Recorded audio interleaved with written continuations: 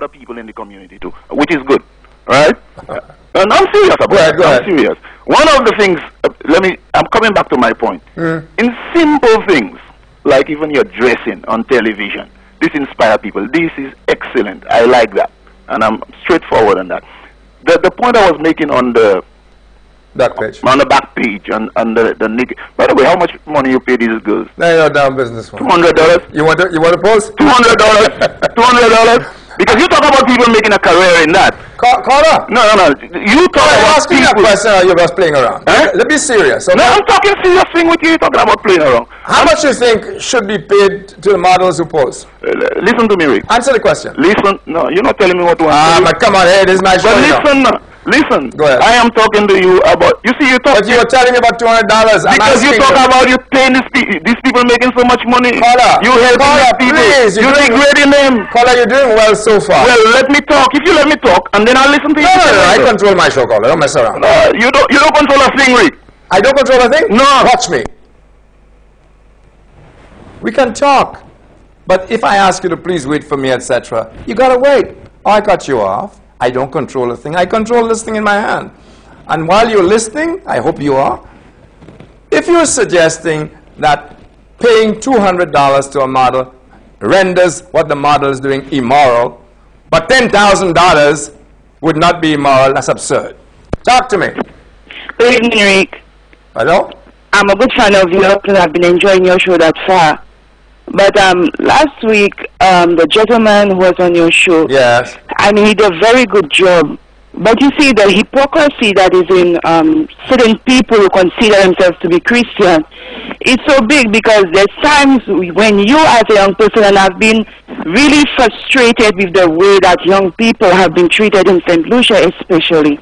Because when you're trying your best to be a decent person in society, people who are supposed to encourage you or help not be criminals are encouraging people to be criminals. Because I am 22 years of age, and then I'm on my own, living with my adopted parents, who was the man on your show last week. But then an aunt of mine had the audacity to claim to be an Adventist, who's supposed to help me uphold my moral standard, is trying to demoralize me, making people look at me in St. Lucia as if I'm the most filthy person, just because they don't want you to have your freedom and have your own way. Now that is frustrating people. Now it's only because I know Christ that I'm not a criminal today. Because from the time that has been happening, I want to know what the authorities, because everybody's talking about crime and crime, but the loopholes that are there in families and the way families are supposed to be established, they are demoralizing our young people.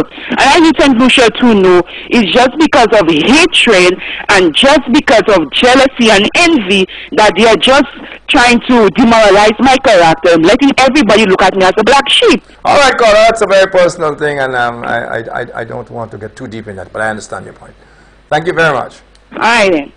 Do you know, we have one more call? Okay. Do you have a call? Talk to me. Hey, Rick, good night. What's happening? I'm good.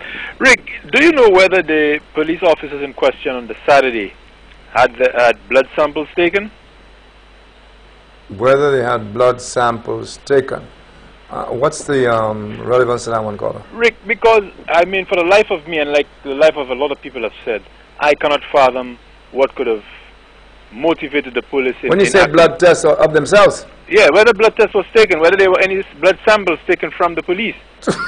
No, I'm serious, Rick. To discover what? Rick, we all know that the police are the biggest group of rum drinkers. Oh, I mean they might be on drugs or well, there we go again. They could have been coming straight from a rum shop. That's possible. All these are possibilities. They may not be, might not have been in total control of their faculties. That's a thought that occurred to a lot of people.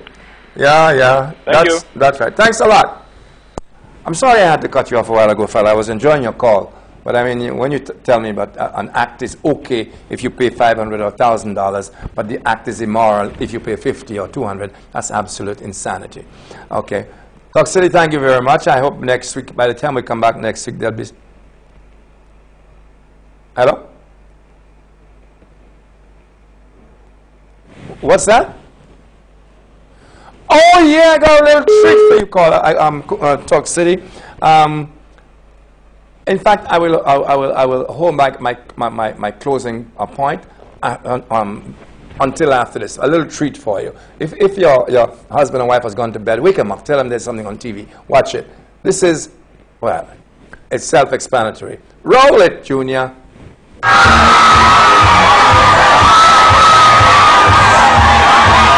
And look at the alien with him. I wonder, look at that expression.